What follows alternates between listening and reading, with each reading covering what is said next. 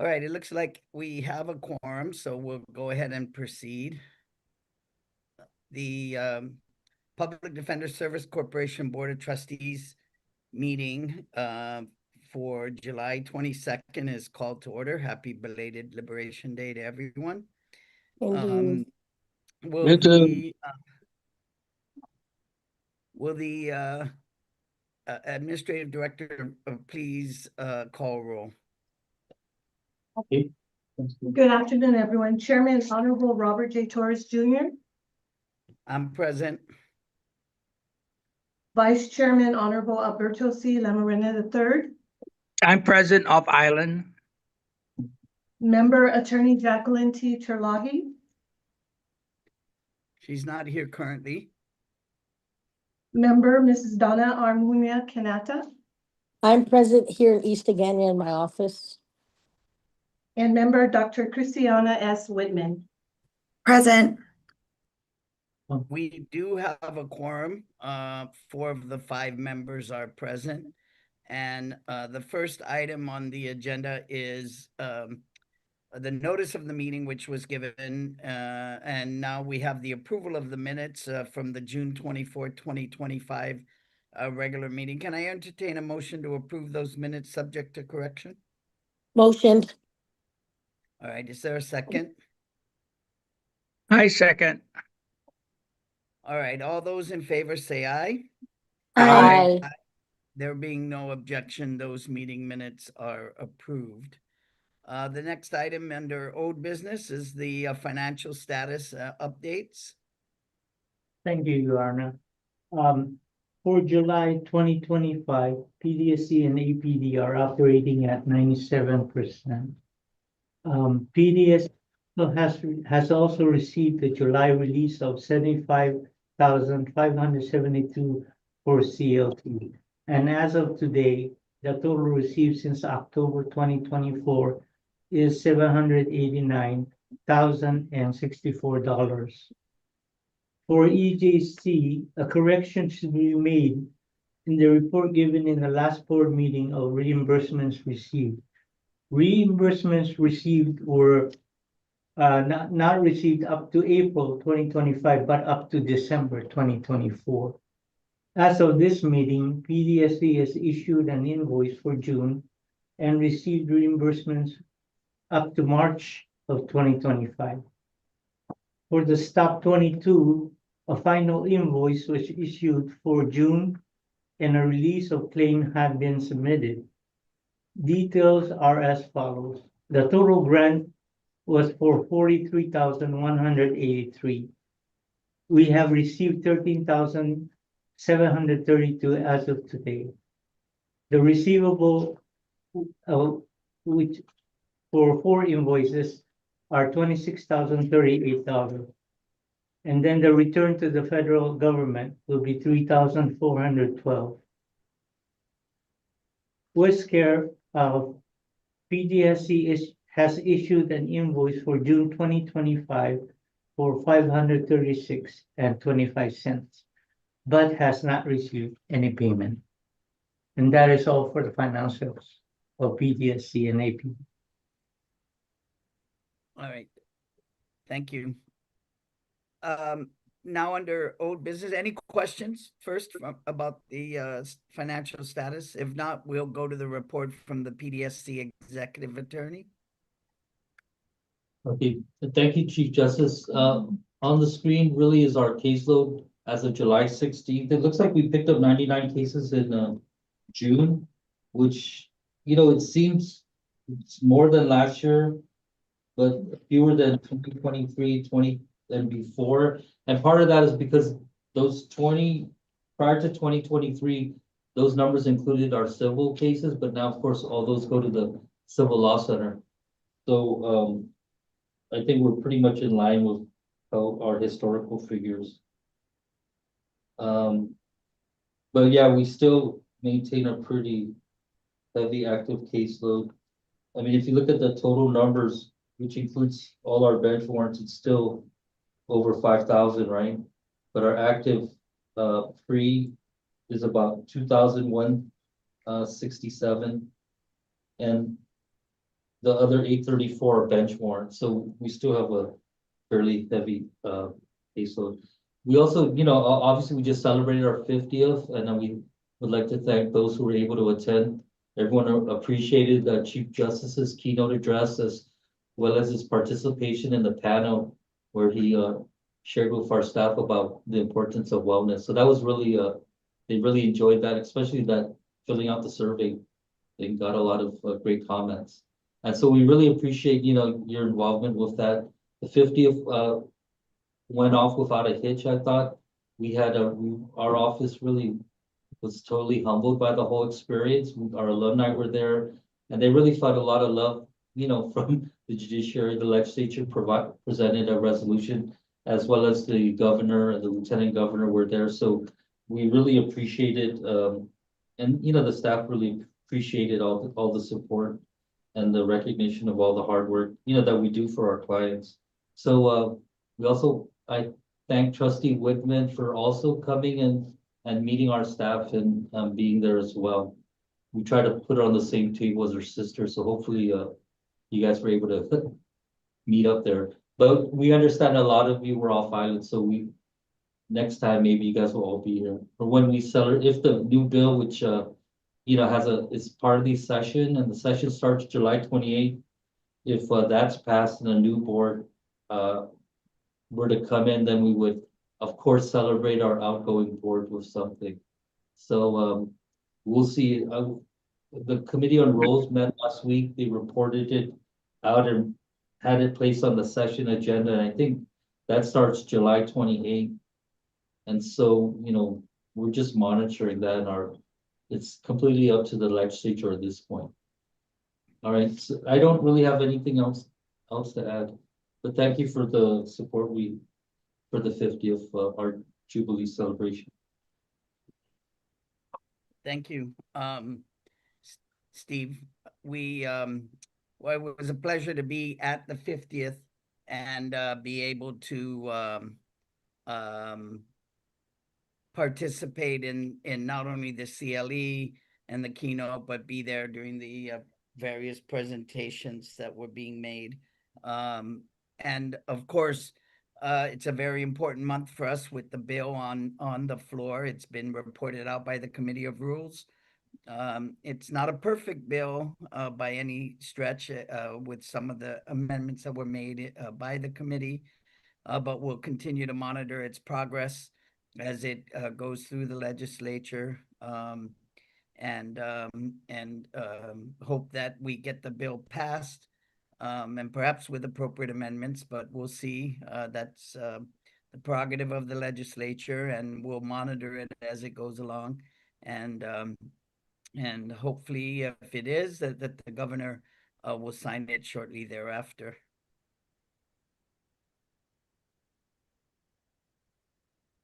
Mr. Chairman, right. can you explain what amendments were made by the committee on the legislation?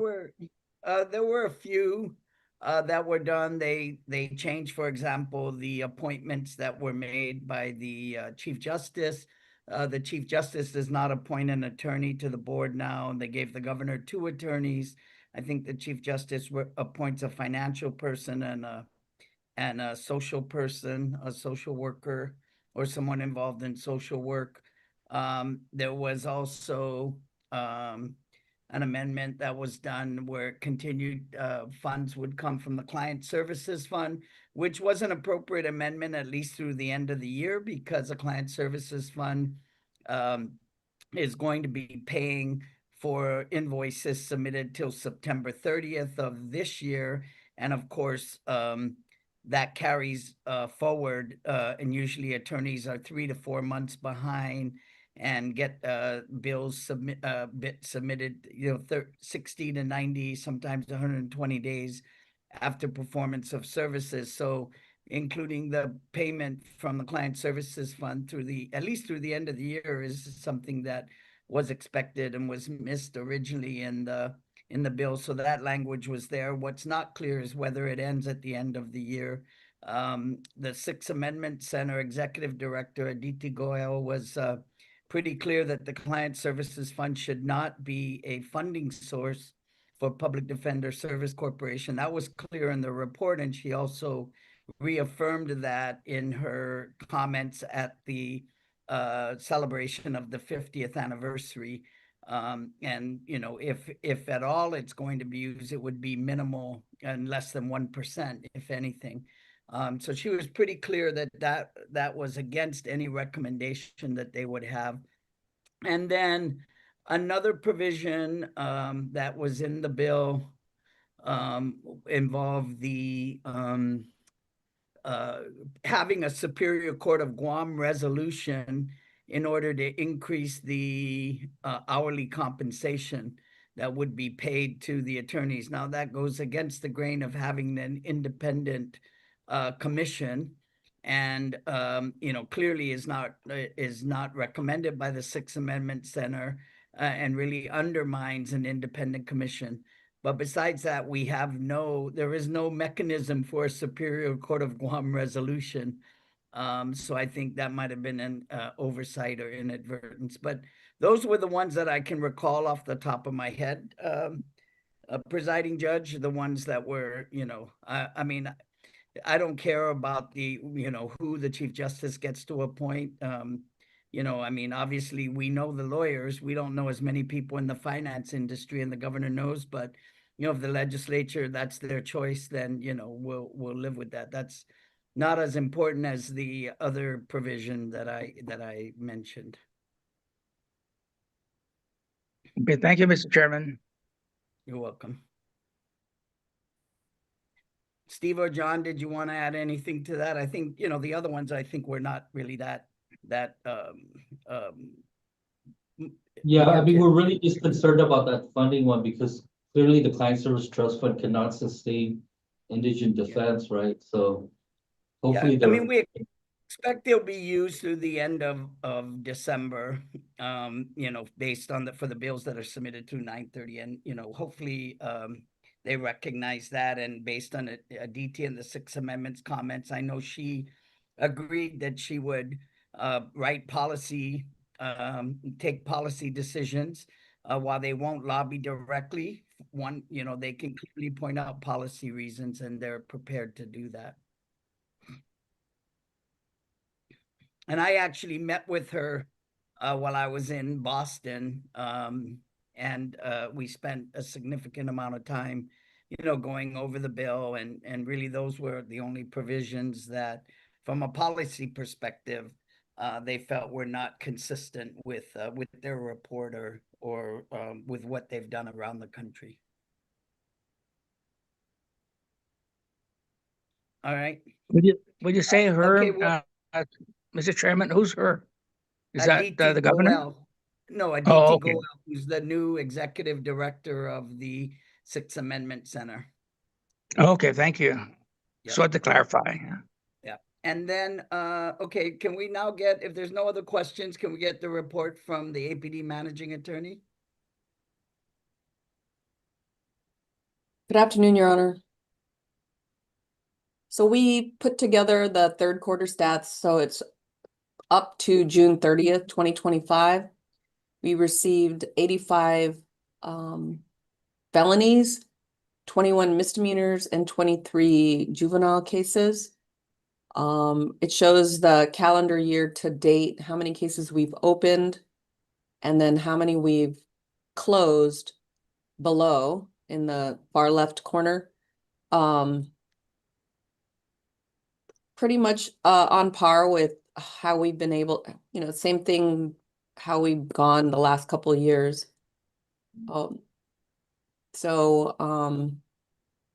Not much else to report. We did have a meeting. I don't know if Judge Lamarena wanted to report on that. We did have a meeting with Judge Lamarena, John Morrison, and myself with the EMP people. Did you want to? Yeah, Annie, I was gonna report on that after you were finished with your report. Okay, thank you, Your Honor. So there's not much more, and I just wanted to again thank you, the board and the board members, Chief Justice, for your support during our 50th celebration. It was a really nice 3-day conference and culminated in a really good wellness event from you, Your Honor. That was awesome, Chief Justice. So thank you so much. Thank you. You're welcome. Got a lot more than what I did there. That was a condensed 7-8 minute version. I know. I've done wellness presentations around, so we didn't even get a chance to do a breathing exercise or other things, but Well, we can do it the maybe next some one. other time we can do it. All right, if there's no questions for the APD managing attorney, we'll now get a report from the CLC managing attorney. Thank you, Your Honor. And I thought JT was supposed to show you guys how to link these so you didn't have to scroll. You could just Oh. jump from the agenda to the item. JT? He's not in the room, Your Honor. All right, so we can talk about him then since he's not here. Yeah, Tell so him at least for the next board, he can link them. And if he needs will. help, he can ask me. Got it, Your Honor. We'll do that. thank you, Your Honor. Like Annie said, thank you very much for the support of the board in our 50th. And yes, the wellness thing was fun and but short.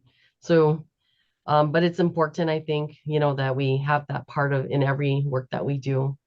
But as far as stats is concerned, Your Honor, we're tracking the either the same amount or an increase in the caseload we've had from the previous year. I know that this last semester from April to June, we saw an increase in protective orders actually.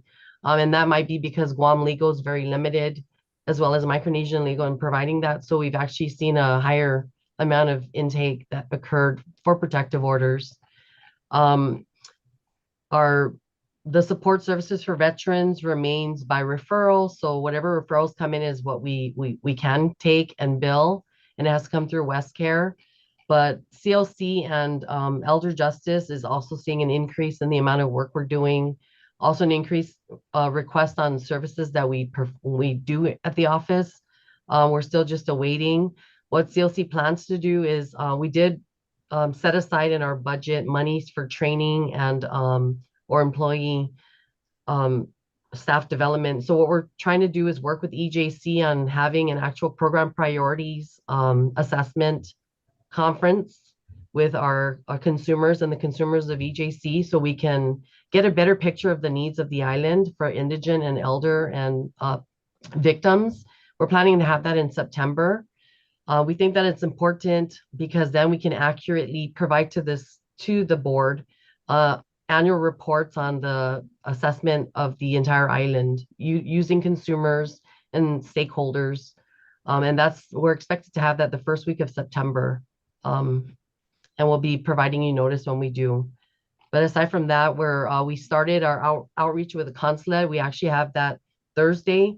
We're meeting with 7 consulate offices so that we can launch our mobile clinics with the consulate offices. We already launched our mobile clinics with the senior centers, and we're now working with the Archdiocese. So we'll be doing those as well. And so that's basically where we're at right now. All right, any questions from Carol? If not, we'll now go under the resolution that was up last month, and if we can look at that. And Stephen, John, I sent you an email to find out if the recommendations had already been compiled and put in a draft form.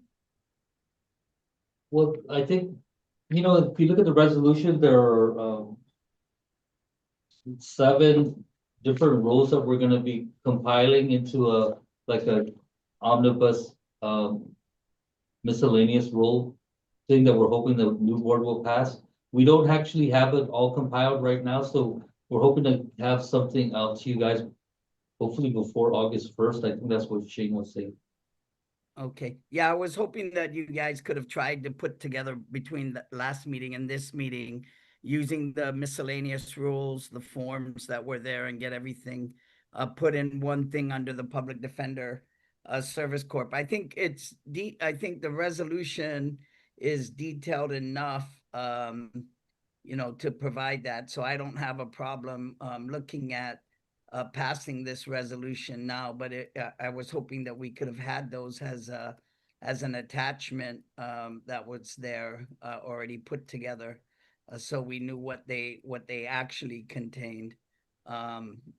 You know, I mean, this is direction to the management to come up with the recommendations. And, you know, originally you wanted to just look at the existing rules and then put them in a single thing. So that's what I would prefer, that we try to do that and put it in a rule or in a single compendium with the public defender that addresses all of these provisions that are set forth in the resolved clause. Mr. Chairman, are we going to have one more meeting in August or? Well, I mean, we could do a final meeting before the new board meeting, maybe immediately before that. Maybe we can, we can recommend to the board, to Steve and John to provide a comprehensive report on this resolution. So that at least when we pass it, it'll be, all the recommendations will be there already, so that the board will understand what we passed and what we're going to convey to the new board. Is that possible? Yeah, no, that would be John perfect. and If you, Steve? we could do a meeting like the second week of August if you want. That way by then we'll know if Yeah. the Why don't we passed. plan on that? Let's do the meeting. Let's plan on doing a meeting on let's do a meeting on the if the session is gonna be the 28th, right? You're saying? Yeah, it won't get to the governor until probably sometime late August. So we may have Well, one more meeting in August. we can, why don't we plan on meeting on the 18th or 19th of August, maybe the 18th? Is that date fine with everyone? Yes. I'm Is that on a good. Tuesday, And Mr. we'll Chairman? make that an in-person meeting at the Is Public that on the Defender 18th? Service Court. Is that on a Tuesday or a Monday? That's a Monday, the 18th. Can we make it the Or we can do 19th? Tuesday, the 19th will be fine. Because that's our We'll make normal that meeting an day in-person on meeting. Tuesdays. Yeah, and we just won't swear in the new board. Don't get them sworn in till after the 19th. Okay, if Steve and John can provide copies of their recommendations to the board members prior to the meeting, it could expedite the meeting. Yeah. Oh, definitely get that before then. Right? Yeah, Maybe two it'll weeks just before. be the draft of the recommendations from management, which is basically compiling, and you know, you can get the help of Danielle, Sarah, and your team, and just put it together, and the financial side, Diane, and get everything that we need for that. All right. Okay, would you? So I move to table the resolution until the August meeting. Okay. Do I need a second? Second, if you need one. Yeah, I need There one. is. Thank you. All right. It's been moved and Trustee seconded to Canasta. table this resolution and to have a new meeting, another meeting on August 19th, which will be hopefully the last meeting of this board, with the recommendations to the new board of what the procedures should be governing the administration of the private attorney panel division. All those in favor say aye. Aye. Aye. There being no objection, that passes. All right, then back to the agenda. Any correspondence or public discussion? Mr. If Chairman, not, can I'll I just make entertain a motion to adjourn. Oh, Can I yes, make just a reporting comment on the meeting? EM, PJ. Yes, Yes. it was, I'd like to thank the AOC Danielle Rossetti for hosting the meeting. Present was myself, Magistrate Kwan, Supervision Officer Rosanna Uggan, and Jeremiah Cruz, head of the EM, and for the Public Defender John Morrison and APD Annie Gale. It was a very productive meeting. I think we got a lot done. I think we cleared a lot of the kinks, and I hope that maybe in the future, I hope to maybe conduct one or two more meetings so that we can clarify the procedures. One of the procedures that we've clarified is how probation reports EM to the magistrate judge.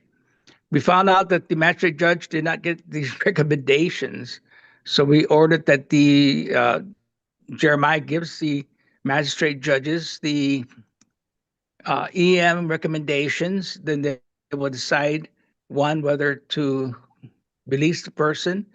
Two, if it's a gray area, allow the attorneys to argue recommendations. And third, if they deem that the person has too many priors, is deemed to have too many violations, or is a threat to the community, then he'd be totally rejected. So that was one of the recommendations, and I think it's going to go well. I probably, if John and Annie don't mind, we'll probably another meeting 3 to 4 months just to see how it's working. Sounds good, Your Honor. No problem there.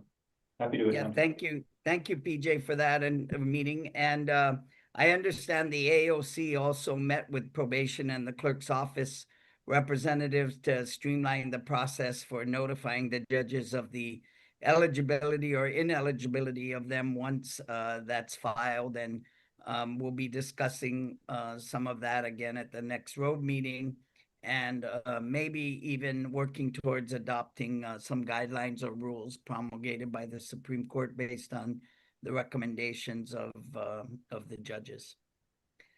All right. So our next meeting will be on Tuesday, August 19th at 12:30. Can I entertain a motion to adjourn? Move to adjourn. Is there a second?